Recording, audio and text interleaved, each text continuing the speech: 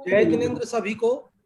आत्मानुशासन की कक्षा अपन प्रारंभ करते हैं और सबसे पहले करते हैं अपन मंगलाचरण। मंगलाचरण आप सभी की स्क्रीन पर आ रहा है। आप और हम सभी हाथ जोड़कर विनय पूर्वक मंगलाचरण करते हैं। लक्ष्मी आदमी बनाया बनने विलयम निधाय वीरम आत्मानुशासन महम वक्षे मोक्षाय भाव्यानाम।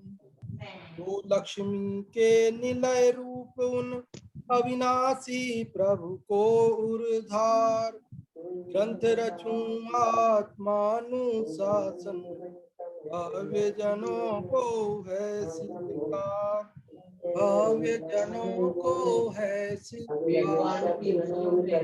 यह आत्मानुशासन नामक ग्रंथराज है और आज से लगभग 1300 वर्ष पूर्व इस ग्रंथराज की रचना आचार्य गुणभद्र देव द्वारा हुई है और संस्कृत भाषा में रचित इस ग्रंथराज में 270 श्लोक हैं और उनमें से 149 श्लोक हम पढ़ चुके हैं। आज हम 150 नंबर का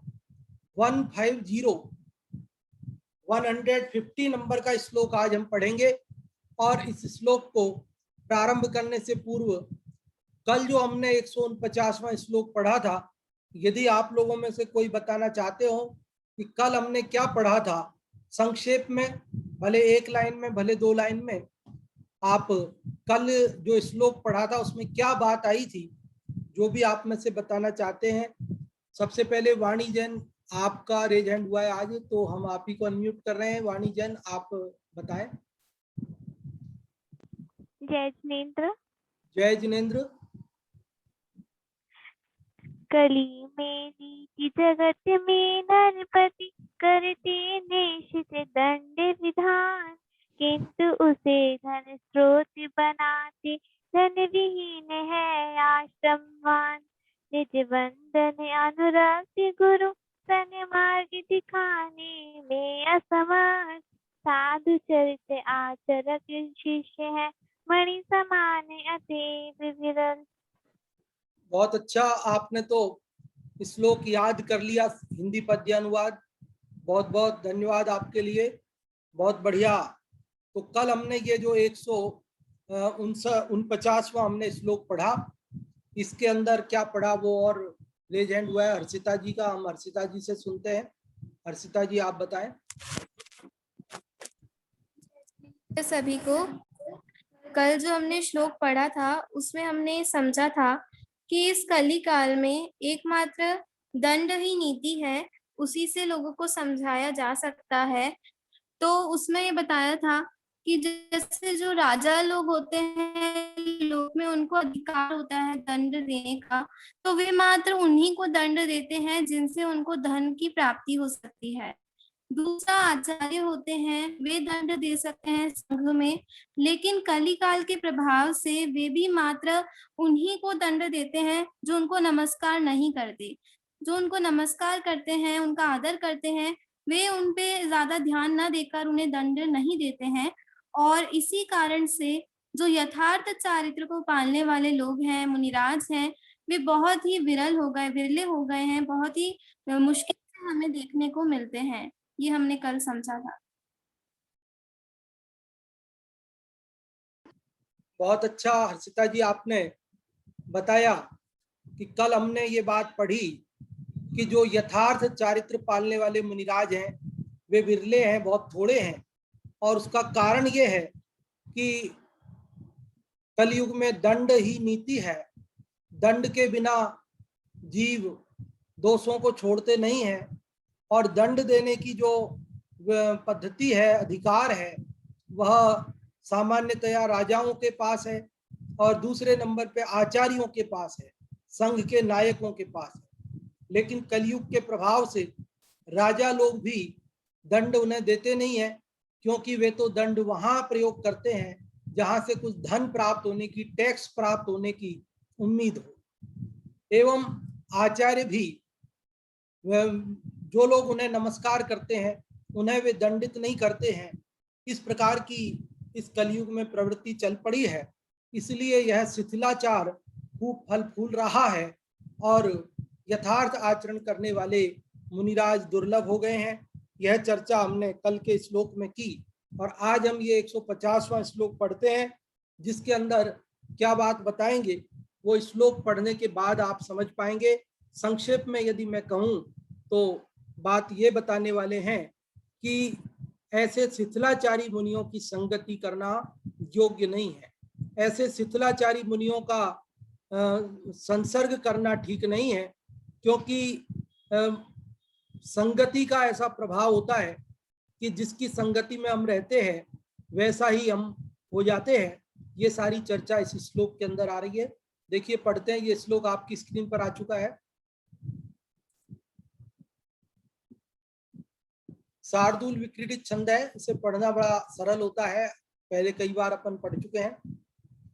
एते ते मुनिमानिनः कवलिता कांता कटाक्षे क्षणैः अंगालग्न सरावसन्न हरिणा प्रख्याभ्रमन्त्याकुला संधर्तुं विषयाटवीस्थल तले स्वान्क्वाप्यहो न क्षमः या मा ब्राजीन्मरुदाहताभ्रचपलैः संसर्ग में भीर्भवान। मुनिमानी जो, एक मिनट, मुनिमानी जो हुए कामिनी के कटाक्ष अवलोकन ग्रास शर से घायल हुए हिरणवत इधर उधर भ्रमते संत्रास विषय वन स्थल में जो निज को स्थिर रखने में है असमर्थ वायु प्रताड़ित मेघ समान करो न कभी इनका संसर्ग। क्या कहते हैं आचार्य गुणभद्र देव इस श्लोक के अंदर? तो जैसा कि मैंने एक बार संक्षेप में इससे प्रारंभ करने से पूर्व ही आपको बताया है, ऊपर शीर्षक भी लिखा है, स्वच्छंद प्रवृत्ति करने वालों की संगति का निषेध। कि जो स्वच्छंद प्रवृत्ति करते हैं, आगम के अनुरूप प्रवृत्ति नहीं करते हैं, दोष युक्त आचरण करते हैं, सम्यक आचरण नहीं करते हैं, ऐसे मुनिराजों की संगति करने का यहाँ निषेध किया है। तो वो बात बता रहे हैं, एते ते मुनि मानिनः। एते मतलब ये, ते मतलब वे, मुनि मानिनः अर्थात अपने को मुनि मानने वाले, जिन्होंने क्या है कि दीक्षा ले ली है, नग्न दिगंबर हो गए हैं, लेकिन अंतरंग में विशुद्धि नहीं है, इसलिए उनके लिए कहा कि एते ते मुनि मानिनः।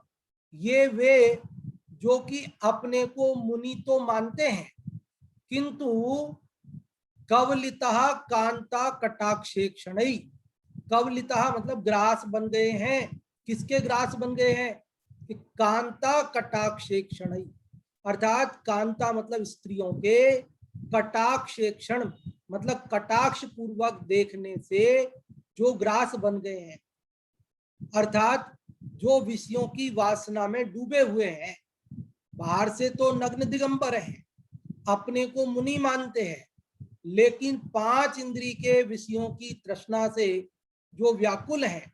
कैसे व्याकुल हैं? तो वो बताया, उदाहरण दिया यहाँ, अंगा लग्न शराव सन्न हरिणा। किसके समान है? कहते अंग लग्न शर अवसन्न हरिण। अंग मतलब शरीर, लग्न मतलब लगा, शरीर में लग जाए।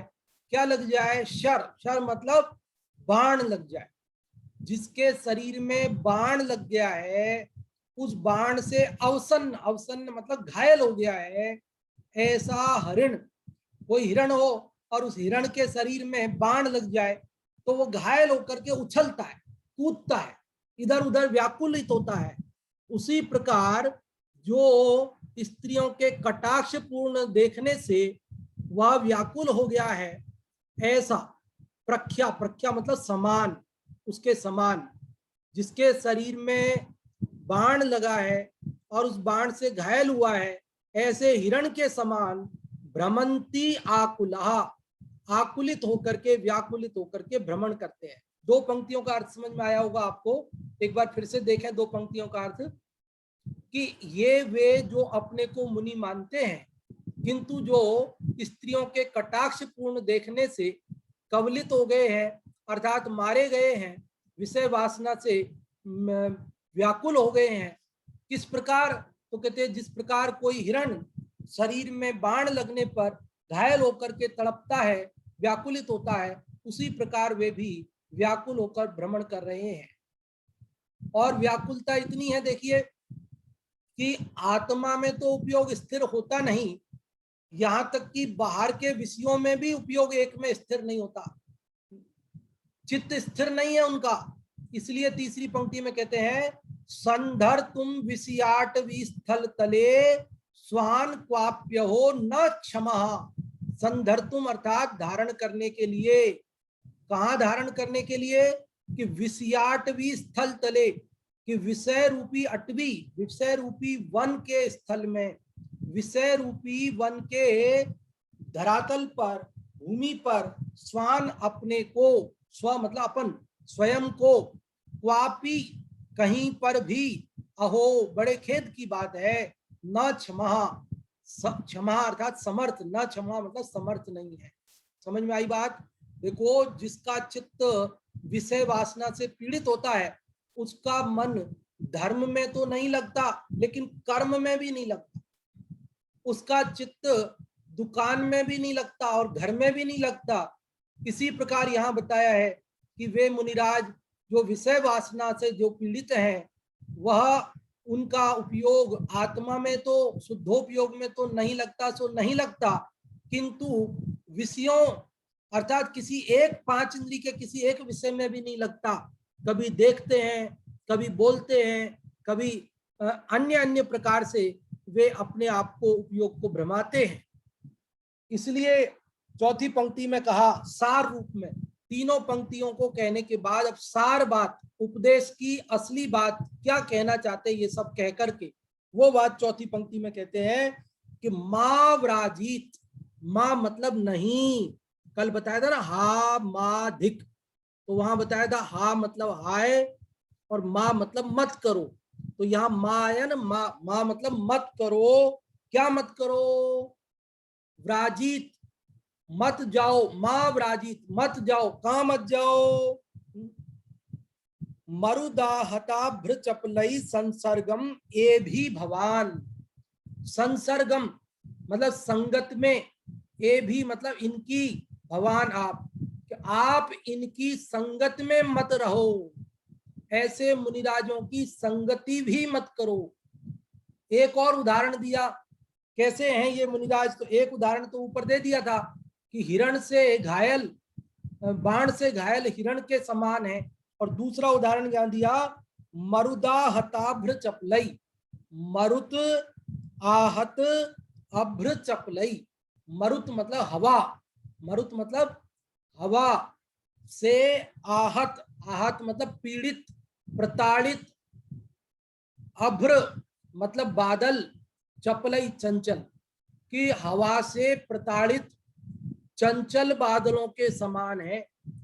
कैसे हैं ये जो मुनिराज, जो कि विषयों से व्याकुल परिणाम वाले हैं, तो उनके लिए यह दूसरा उदाहरण आया कि जैसे बादलों को जब हवा चलती है तेज तो वे बिखर जाते हैं और बिखर करके इधर उधर भटकते रहते हैं, उसी प्रकार जिनका चित्त इधर उधर विषयों में भटकता रहता है, उपयोग आत्मा में स्थिर नहीं रहता है, ऐसे मुनिराजों के संसर्ग को भगवान आप ये भी मतलब इनके मावराजित मत करो। तो आप इसका अर्थ समझ गए होंगे। एक बार फिर से मैं अर्थ बोलता हूं, फिर आप लोगों को पूछता हूं, आप लोग तैयार रहें कि ये वे जो अपने को नग्न होकर मुनि तो मानते हैं किंतु विशुद्धि परिणामों से रहित हैं, स्त्रियों के कटाक्ष पूर्वक देखने से जो विषय वासना से पीड़ित हुए हैं, उसी प्रकार के जिस प्रकार शरीर में बाण लगने पर घायल हिरण आकुलित होकर भ्रमण करता है, उसी प्रकार वे भी व्याकुलित होकर भ्रमण करते हैं। वे आत्मा में तो उपयोग को स्थिर नहीं ही कर पाते, किंतु विषयों में भी किसी एक में अपने उपयोग को स्थिर करने में समर्थ नहीं होते हैं। इसलिए ऐसे हवा से पीड़ित चंचल बादलों के समान ऐसे जो मुनि हैं, उनके साथ संसर्ग मत करो, उनकी संगति मत करो। यह बात इसमें बताई है। क्यों मत करो, उसकी चर्चा अभी अपन करेंगे, लेकिन आप इसका अर्थ पहले बताएंगे। उसके लिए हम आपको आमंत्रित करते हैं और सबसे पहले सुनेंगे हर्षिता जी से। हर्षिता, आप इसका अर्थ बताएं। जय जिनेन्द्र। इस श्लोक के माध्यम से हमको जो स्वच्छंद प्रवृत्ति करने वाले हैं उनकी संगति का निषेध किया है, उनकी संगति नहीं करने के लिए कहा है। इसमें कहा है एते ते मुनि मानिनः। ये जो अपने आप को स्वयं को जो मुनि मानते हैं, ऐसे जो हैं, कवलितः कांता कटाक्षे शनै। वे स्त्रियों के कटाक्ष नेत्रों से देखने पर विषय वासना में फंस जाते हैं। अंगा लग्न शरावसन्न हरिण प्रख्या भ्रमंत्याकुलः। जैसे किसी हिरण के किसी अंग पे यदि बाण लग जाए तो जैसे वो व्याकुल होके इधर उधर भटकता है, परेशान होता है, ऐसे ही वे इधर उधर आकुलित होके घूमते हैं। संधर्तुम विषयाटवी स्थल तले स्वान क्वाप्यहो न शमः। वे अपनी आत्मा में उपयोग को तो स्थिर नहीं ही कर पाते हैं, बल्कि वे किसी एक विषय में भी अपने आप को स्थिर करने में समर्थ नहीं होते हैं। माँ व्राजीन मरुदाहता भ्रचपलई भ्रचपलई संसर्ग में भीर भवान। इसलिए इसका सार रूप में फिर कहा कि इसीलिए ऐसे जो लोग हैं उनका संसर्ग मत करो, जो कि पवन से पीड़ित हुए बादलों के समान है, चंचल बादलों के समान है। ऐसे मुनियों का, ऐसे लोगों का संगति हमें नहीं करनी चाहिए। बहुत अच्छा हर्षिता जी, संस्कृत से आपने इसका अर्थ बताया। बहुत बहुत धन्यवाद आपके लिए। और अभी हिंदी से अर्थ बताने के लिए मुन्नी जी आपको हम अनम्यूट कर रहे हैं। मुन्नी जी, आप बताएं। हाँ, जय जिनेन्द्र पंडित जी। जय जिनेन्द्र। मुनि माने जो हुए कामनी, एक कटाक्ष अवलोकन दास। सर से घायल हुए रणवत, इधर उधर भ्रम ते संत्रास। विषय वन स्थल में जहाजो निज को स्थिर रखने में है असमर्थ। वायु ताड़ित मेघ समान करो न कभी इनका संसर्ग। इसमें इस श्लोक में बताया है कि स्वच्छंद व्यक्ति जो होता है, चाहे मुनि हो चाहे लोक में कोई व्यक्ति हो, स्वच्छंद व्यक्ति की अपन को संगति नहीं करनी चाहिए, क्योंकि उसकी आदतें खराब है तो अपनी आदतें खराब हो जाएंगी। जो मुनि अपने आप को मुनि मानते हैं, नग्न दिगंबर मानते हैं, वे मुनि और कामनी माने औरतों के कटाक्ष से, उनके अवलोकन, उनको देखने से, कटाक्ष को देखने से क्या कहते हैं, वो विहल हो जाते हैं, काम वासना से पीड़ित हो जाते हैं, क्योंकि उनके अवलोकन करने से ग्रसित माने उन काम वासना से पीड़ित हो जाते हैं। सर से घायल, जैसे कि हिरण को तीर लगने से इधर उधर तकलीफ, इधर उधर भागता है, वो त्रास पाता है। विषय वन स्थल में जो सिर में रखने का जो वो मुनि, क्योंकि वो घायल विषय वासना से, इससे उसमें वो ना तो अपने आत्मा कल्याण कर पाते हैं, ना आत्मा में रह पाते हैं, न बाहर का कर पाते हैं, क्योंकि उनके चित्त में तो एक ही वासना का ही वो भूत भरा रहता है। वायु प्रणित में समान। दूसरा उदाहरण ये दिया है कि वायु से प्रेरित में जो बादल होते हैं उनके समान उनका कभी ऐसे है वे मुनि जो कि पीड़ित हो रहे हैं। जैसे वायु से पीड़ित मेघ होते हैं, वैसे ही करो ना कभी ऐसे मुनियों का कभी संसर्ग नहीं करना चाहिए। ऐसा समझ में आया। हाँ जी, बहुत अच्छा आपने बताया। बहुत बहुत धन्यवाद आपके लिए। और अब इसका पाठ करने के लिए आमंत्रित करते हैं। जो भी आप में से संस्कृत या हिंदी वाले का पाठ करना चाहते हैं वे लोग रेज हैंड कर सकते हैं। और पाठ करने के लिए अभी हम अनम्यूट करते हैं नीलम जी आपको, आप इसका पाठ करें।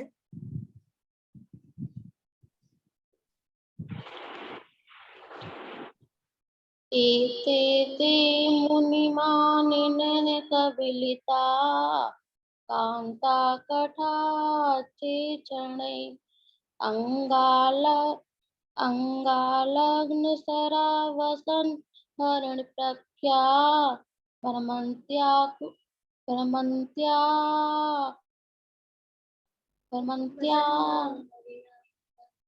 अंगालग्न सरावसन हरण प्रख्या भ्रमन्त्याकुला संदर्तुं विषयाटवी स्थलतले शान्क्वाप्ययो न क्षमा माम्राजीन्मरुदाहता व्रजकुलैः संसर्ग में वीर भवान। बहुत अच्छा पाठ आपने किया नीलम जी, बहुत बहुत धन्यवाद। और हिंदी वाले का पाठ करने के लिए जो चाहते हैं वे लोग रेज हैंड रख सकते हैं। और अभी हिंदी वाले का पाठ करने के लिए हम अनम्यूट कर रहे हैं सुधा जी आपको। सुधा जी आप करें। जय जिनेंद्र पंडित जी। जय जिनेंद्र सर। आवाज हाँ जी आ रही है।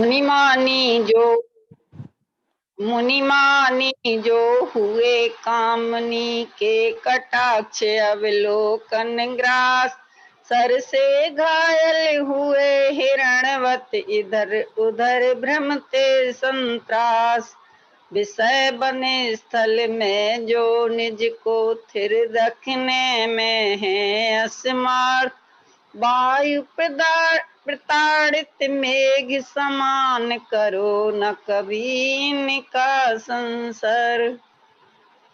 बहुत अच्छा आपने पाठ किया, बहुत बहुत धन्यवाद। तो देखिए अभी अपन ने इस 150वें श्लोक का पाठ किया, संस्कृत से हिंदी से उसका अर्थ समझा। आप सबने भी उसका पाठ किया, अर्थ बताया। इसका मतलब अर्थ तो आप समझ गए हैं।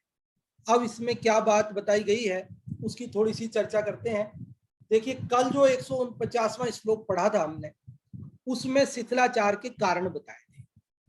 2 कारण बताए थे कि जिन कलयुग में दंड बिना दोषों को कोई त्यागता नहीं है, और दंड देने की जो पद्धति है, जो अधिकार है, वह राजाओं के पास है या तो, और या आचार्यों के पास है, और वे भी दंड देते नहीं हैं, इसलिए शिथिलाचार बढ़ता जाता है। दंड नहीं देने का कारण भी बताया, वहां पर वो सब चर्चा अपन ने कल की। अभी इस श्लोक में ये बता रहे हैं कि ऐसे जो शिथिलाचारी मुनि हैं उनका हमें संसर्ग नहीं करना चाहिए। अगर हम उनका संसर्ग करते हैं तो हमें क्या नुकसान है, ये एक महत्वपूर्ण बात है जो अभी हमें करनी है। लेकिन देखिए मुनियों की बात तो यहाँ है, इसलिए अपने को करनी पड़ती है। वास्तव में हम आज भले ही जिस भी अवस्था में गृहस्थ हैं, श्रावक हैं, तो हमारे अंदर भी कुछ लोग जो बहुत ही ज्यादा स्वच्छंद प्रवृत्ति करते हैं और बिल्कुल भी गृहस्थों का जैसा आचरण होना चाहिए वैसा भी नहीं करके और उल जलूल प्रवृत्ति करते हैं। हमें ऐसे लोगों की संगति से भी अवश्य बचना चाहिए, क्योंकि जैसे लोगों की हम संगति करते हैं वैसे ही गुण या दुर्गुण हमारे अंदर आते हैं।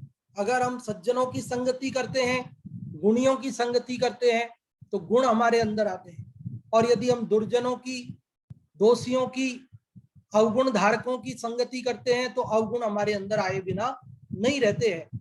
इसीलिए यहाँ पर संगति करने का निषेध करते हैं। और विशेष रूप से जो दोष युक्त सम्यक आचरण से रहित मुनिराज हैं उनकी संगति करने के लिए यहाँ इस श्लोक में आचार्य गुणभद्र देव निषेध करते हैं। और उसके लिए उन्होंने उन मुनियों के लिए 2 उदाहरण दिए। एक उदाहरण तो दिया कि जैसे हिरण होता है और उसे जब बाण लगता है तो वो व्याकुल होकर कूदता है, इधर से उधर भागता है। उसी प्रकार जब विषयों की वासना सिर पर सवार हो जाती है तो फिर ये चित्त चंचल हो जाता है, वह किसी एक जगह नहीं रमता है। आत्मा में तो नहीं रमता सो नहीं रमता, लेकिन वह किसी एक विषय में भी नहीं रमता, और कभी किसी में और कभी किसी में मन भागता है। दूसरा उदाहरण दिया कि जब हवा तेज चलती है तो बादल बिखर जाते हैं और हल्के होकर आसमान में इधर उधर बिखरते रहते, भटकते रहते हैं, इस प्रकार की दशा हो जाती है। तो ऐसे मुनियों को का संसर्ग करने से क्या होगा, तो उसके लिए हमने यहाँ पर दौलत राम जी की छेड़ाला की आधी पंक्ति यदि हम पढ़ें तो हमें ये बात समझ में आएगी कि ते कुगुरु जन्म जल उपल नाव, कि वे कुगुरु जो बाहर में तो हैं मुनि के वेश में, लेकिन अंतरंग में सम्यक दर्शन ज्ञान चारित्र को धारण नहीं करते हैं, अंतरंग में विषय वासना से पीड़ित हैं, वे पत्थर की नौका के समान है। पत्थर की नौका, देखो अगर अपने को पानी में से पार होना हो तो नाव का सहारा लिया जाता है, लेकिन नाव सामान्यतया लकड़ी आदि की बनी होती है, और यदि वह नाव पत्थर की बनी हुई हो तो क्या होगा कि पत्थर की बनी हुई नाव स्वयं भी डूब जाएगी, और जो उस नाव का सहारा लेगा, जो उसमें बैठेगा, वह भी उस नाव के साथ साथ डूब जाएगा। तो उसी प्रकार जो इस प्रकार शिथिलाचारी मुनि है, वे तो इस संसार सागर में परिभ्रमण करेंगे ही, लेकिन जो भी भक्तगण उनका सहारा लेंगे, उनका आश्रय लेंगे, उनकी संगति करेंगे, उनकी पूजा भक्ति करेंगे, वे भी इस संसार सागर में दीर्घ काल तक जन्म मरण के दुखों को उठाते हुए घूमते रहेंगे। इसलिए यहाँ आचार्य गुणभद्र देव आप और हम सबको यह एक महत्वपूर्ण संदेश देना चाहते हैं कि हमें ऐसे शिथिलाचारियों की संगति नहीं करना चाहिए। ऐसे शिथिलाचारी मुनियों के संदर्भ में आगम में 5 भेद बताए हैं। शिथिलाचारी मुनियों के 5 भेद बताए हैं। पहले पार्श्वस्थ, दूसरे कुशील, तीसरे संसक्त, चौथे अपगत संज्ञ और 5वें मृगचारी। अब उन सब का ज्यादा विवेचन करने की आवश्यकता यहाँ नहीं समझते हैं, केवल इतनी बात समझ लीजिए कि हमें अपने को संसार समुद्र में यह नहीं डुबाना है, इस संसार सागर से पार होना है, तो हमें सत्संगति करना है, कुसंग का त्याग करना है। लोक मार्ग में और मोक्ष मार्ग में वही व्यक्ति सफल होगा जो सत्संगति करेगा और कुसंगति का त्याग करेगा। देखो, संस्कृत नीतिकारों ने बहुत लिखा है। एक सूक्ति प्रसिद्ध है, सत्संगति ही कथय किम न करोति पुंसाम। इसका अर्थ ऐसा होता है कि सत्संगति कहो पुरुषों को क्या उपलब्ध नहीं कराती। मतलब सत्संगति से जीवों को बहुत कुछ मिलता है, उनका कल्याण हो जाता है, वे सदमार्ग पर लग जाते हैं और कुमार्ग से हट जाते हैं। इसलिए हम सबको सत्संगति में लगना चाहिए, कुसंग में नहीं पड़ना चाहिए। मोक्ष मार्ग में भी कुसंगति में नहीं पड़ना चाहिए और संसार मार्ग में भी कुसंगति में नहीं पड़ना चाहिए। क्योंकि संगति का कैसा असर होता है, देखिए कि पानी की एक बूंद, सुनना ध्यान से, स्वाति नक्षत्र जब आकाश में उदित हुआ हो और उस समय बरसात हो और पानी की एक बूंद यदि सीप के अंदर पड़े, किसके अंदर? सीप होती है ना, सीप तालाब समुद्र आदि में, उसके अंदर पड़े तो वो मोती बन जाती है। और वही पानी की बूंद यदि गर्म तवे के ऊपर पड़े, मान लो आप छत पे चूल्हा रख के रोटी बना रहे हैं और पानी की एक बूंद बरसात की आई और वो आपके गर्म तवे के ऊपर पड़ी, तो क्या होगा? सूख जाएगी। अगर आपको पता भी नहीं चलेगा कि कहाँ आई और कहाँ चली गई, झट खत्म। कहाँ तो वही पानी की बूंद सीप में पड़ी तो मोती बन गई चमकदार बहुमूल्य, और वही पानी की बूंद आपके गर्म तवे पर पड़ी तो समाप्त, उसका अस्तित्व ही खत्म। और वही पानी की बूंद यदि केले की जड़ में पड़े तो कपूर बन जाती है, और वही पानी की बूंद यदि सांप के मुंह में पड़े, सांप ऐसे मुंह फाड़ के बैठा हो और उसमें पड़े तो जहर बन जाती है। पानी की एक वही बूंद है, लेकिन वही बूंद जब सीप के संगत में आती है तो चमकदार मोती बन जाती है। वही पानी की बूंद जब गर्म तवे पर गिरती है तो नष्ट हो जाती है। वही पानी की बूंद जब केले की जड़ में गिरती है तो कपूर बन जाती है, और वही पानी की बूंद जब सांप के मुख में जाती है तो जहर बन जाती है। आप समझ सकते हैं बंधुओं, संगति का कितना बड़ा असर होता है। और मोक्ष मार्ग में कुगुरुओं की संगति तो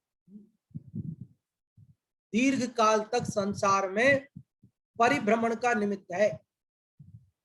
देखो एक बात समझो, जो शिथिलाचारी हैं उनसे हमें घृणा नहीं करनी है, उनकी हमें निंदा नहीं करनी है, लेकिन हाँ उनकी पूजा भक्ति भी नहीं करनी है और उनकी संगति भी नहीं करनी है।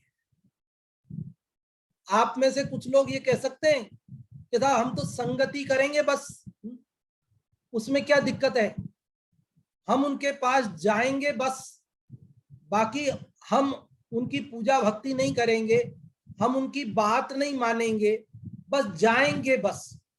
तो देखो हम आपको एक बात बताते हैं। एक दृष्टांत आता है कि एक ब्राह्मण था और वह मद्य मांस मधु का त्यागी था। वो उच्च आचरण वाला था, सदाचारी था, होते ही है, लेकिन वह अपने एक मित्र के साथ जो कि शराब पीता था उसके साथ एक बार मदिरालय में चला गया। बार होते हैं ना जहाँ पे बैठकर लोग शराब पीते हैं, तो दोस्त के साथ जाना पड़ा एक बार बेचारे को, तो चला गया।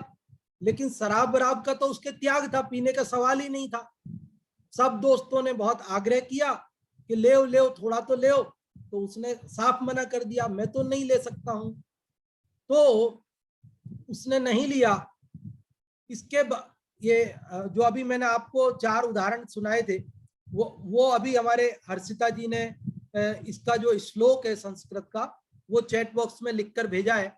मैं आप उसको पढ़ भी सकते हैं या मैं पढ़ के सुना देता हूं। चलो एक बार देखो।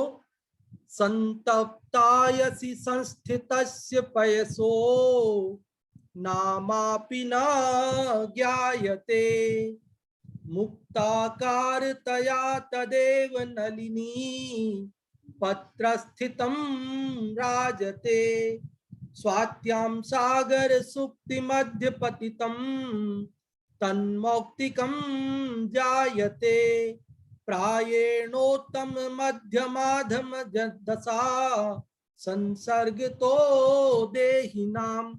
ये शायद भर्तृहरि का है, हाँ भर्तृहरि का है, नीति शतक में उन्होंने लिखा है, जिसके अंदर उन्होंने ऐसा दृष्टांत दिया। देखो अर्थ भी लिखा है, इसने इतनी मेहनत की है इसमें चैट बॉक्स के अंदर, आप सबको भी दिख रहा होगा ना, ये आप सब पढ़ सकते हैं इसे, कि गर्म लोहे पर जल की बूंद पड़ने से उसका नाम भी नहीं रहता, वही जल की बूंद कमल के पत्ते पर पड़ने से मोती सी हो जाती है।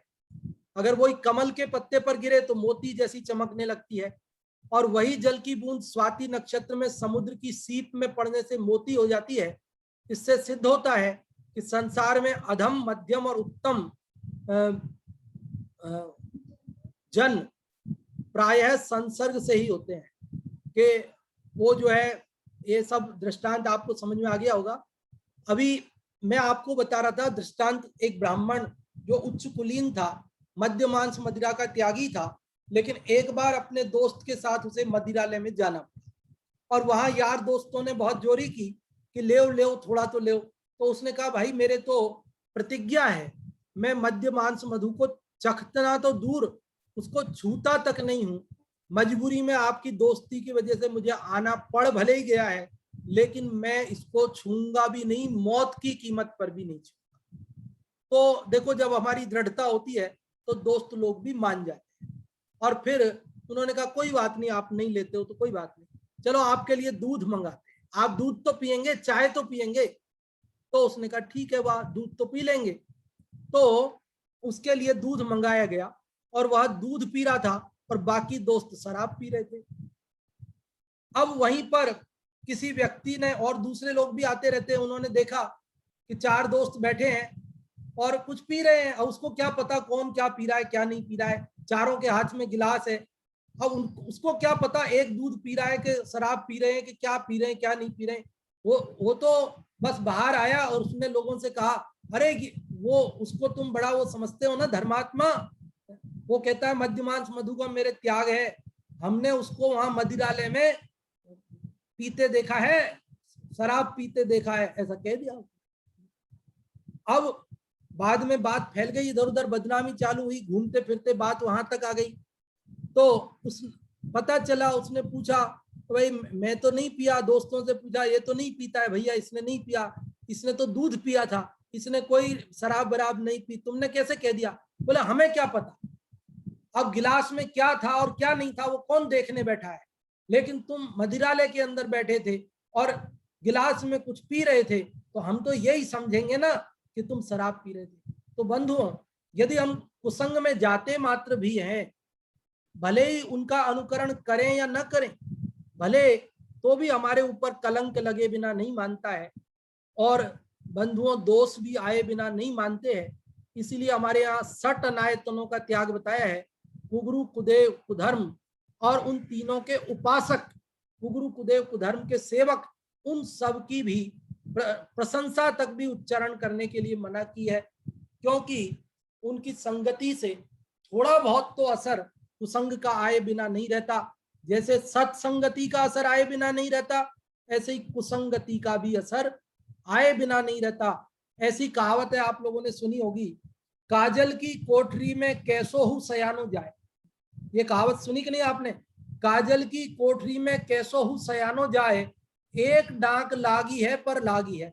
कि काजल की कोठरी में कितना ही सयाना व्यक्ति जाए, कितना ही होशियार व्यक्ति जाए, लेकिन उसे कालिमा लगे बिना नहीं रहती, थोड़ा तो कालिख लगेगी ही लगेगी। देखो समय तो तेजी से भागा जा रहा है, 4 मिनट ही बचे हैं, तो अभी 2 मिनट में चलो बात बता ही देता, फिर मैं आप लोगों से पूछता हूँ।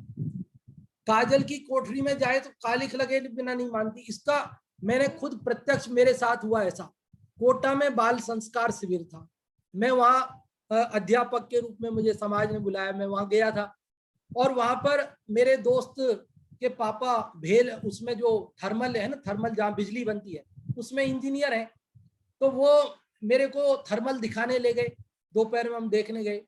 और वहाँ थर्मल में वो तो इंजीनियर है, उन्होंने सब दिखाया कि ऐसे पूरा रेल का वैगन मालगाड़ी का आता है कोयले का, और फिर ऐसा बटन दबाते तो उल्टा हो जाता है, वो इसमें पिसता है, फिर ऐसे इसको जलता है, उससे आग पानी उबलता है, भाप बनती है, उससे बिजली बनती है, पूरा उन्होंने बताया हमें।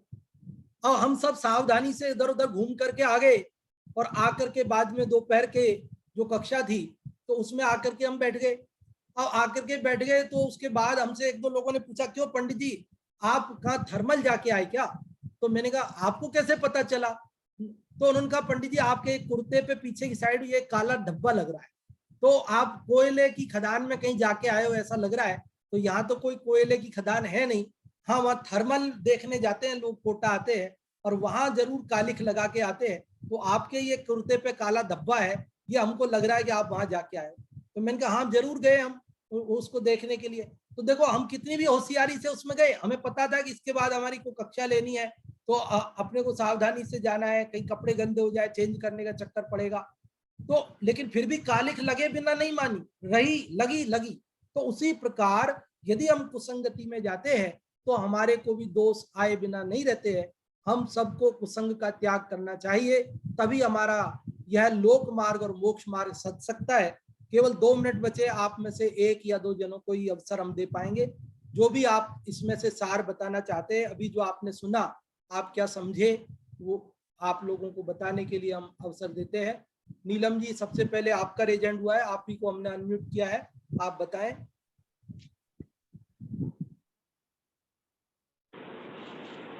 जय जिनेंद्र सभी को। इसमें बताया गया है कि स्वच्छंद प्रवृत्ति करने वालों की हमें संगति कभी भी नहीं करनी चाहिए। इसमें बताया है कि जो मुनि होते हैं, जो नग्न वेश धारण करते हैं लेकिन अंदर में उनके सम्यक दर्शन आदि नहीं होते हैं और अपने आप को मुनि मानते हैं, तथा जो स्त्री के कटाक्ष रूपी नेत्रों से घायल हुए हैं, मतलब पंचेंद्रिय विषयों में फंसे हुए हैं, वे उस हरण के समान हैं जिसके शरीर में बाण लगा है और वह घायल होकर इधर उधर घूम रहा है। इसी प्रकार वे मुनि भी पंचेंद्रिय विषयों में फंसे रहते हैं और उनका मन बहुत चंचल रहता है, इधर उधर उनका मन घूमता रहता है। वे विषय रूपी वन स्थल में अपने आप को स्थिर करने में समर्थ नहीं होते हैं, अर्थात उनका मन एक विषय में नहीं टिकता है, पांचों विषयों में इधर उधर घूमता रहता है। इसके अलावा उनके लिए दूसरा उदाहरण दिया है कि वो हवा से जो बादल इधर उधर बिखर गए हैं, ऐसे बादलों के समान हैं और ऐसे मुनियों की संगति हमें नहीं करनी चाहिए। इस प्रकार कहकर प्रवचन में ये भी बताया गया था कि ऐसे मुनि उपल नाव मतलब पत्थर की नाव के समान होते हैं, जो खुद तो डूबते ही हैं और दूसरों को भी डुबाते हैं।